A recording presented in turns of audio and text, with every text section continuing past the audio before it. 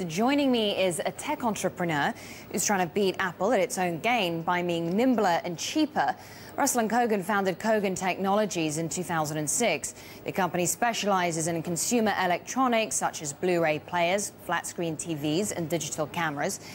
In just over 4 years, it's sold more than 200,000 products directly through its website. Its latest gadget is the Agora Android tablet, which retails for about $160, a long way below Apple's iPad, which starts at $499. Ruslan Kogan joins me live now from Sydney. Ruslan, good to see you. Thanks so much for coming on the show. So, I mean, this is a pretty remarkable, this is a pretty remarkable comparison, isn't it? I mean, you've got, for your tablet, 160 versus 499 for Apple. Question is, are customers going to go for it? Well, certainly, you know, the whole Kogan business is all about giving customers exactly what they want. And the reason we launched the tablet is because we've done our research, we've engaged with our customers on the Kogan Facebook and on the blog and said, well, exactly what do you want? And we saw that people are wanting tablets and people love the iPad. But some people were saying, well, you know, for $400 or $500, I'd feel a bit guilty buying it, or, you know, I'd feel bad if my kid dropped it. And it's a totally different market for those sort of products.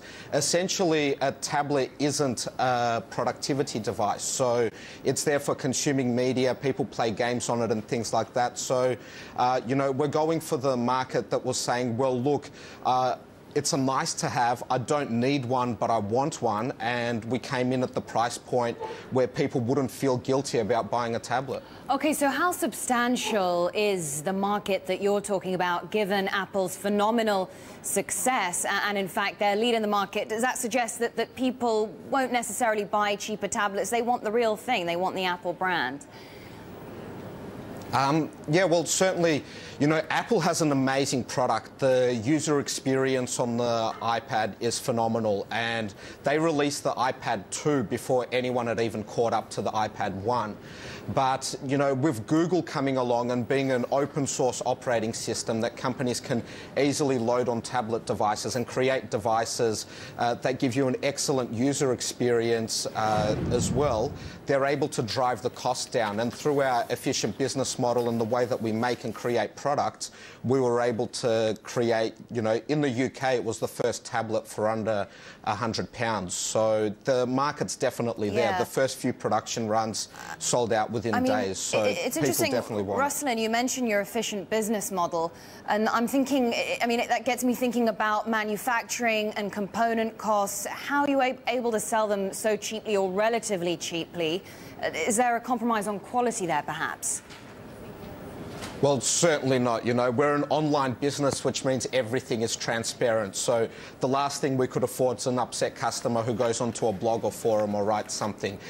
The way that we achieve better prices is through efficiency in our business. So efficiency from the way that we run the business, it's all in the cloud, it's all efficient processes, and all the way through to how we distribute and sell our products. It's all online. It's a direct-to-consumer business model. And efficiency through the way that we communicate with our customers. It's all using social networks and Facebook and Twitter and blogs to find out exactly what our customers are after.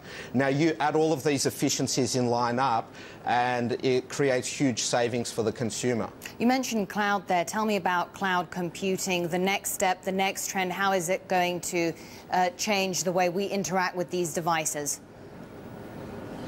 Well, certainly, you know, the cloud computing is the future. It's all about having all of your content, all of the things you access out in the internet. We're all already doing it, and, you know, some people don't even realise it. For instance, if you use Gmail or Hotmail, your emails are already in the cloud. If you're using, for instance, Flickr or Picasa or even Facebook, your photos are already all stored in the cloud. So we're already using the cloud to store all our information and access it from any computer we like.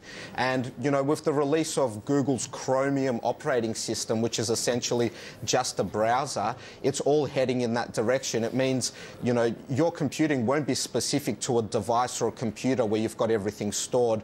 No matter, you know, which tablet or laptop or desktop computer or even TV you access your account from, it'll be exactly where you left off with all the same content and applications programs that you like to use. So, you know, it is the future of computing, and it's very exciting. Yeah, sounds like they're fascinating developments ahead. Great to talk to you. Thank you so much for coming on the show. Ruslan Kogan, founder, CEO of Kogan Technologies.